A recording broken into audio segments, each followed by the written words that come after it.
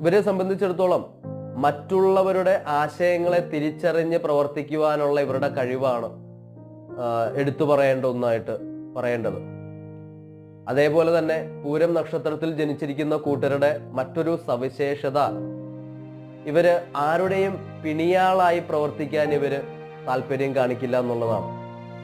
അതുകൊണ്ട് തന്നെ ഏതെങ്കിലും സേവയ്ക്കോ ദാസ്യവൃത്തിക്കോ കൂടാതെ ഏതെങ്കിലും വ്യക്തിയുടെ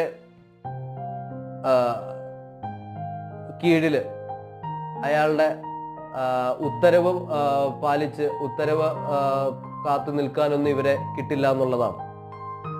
ഇവരെ സംബന്ധിച്ചിടത്തോളം യജമാന പ്രീതി വരുത്തിയെടുക്കുവാൻ ആയിട്ട്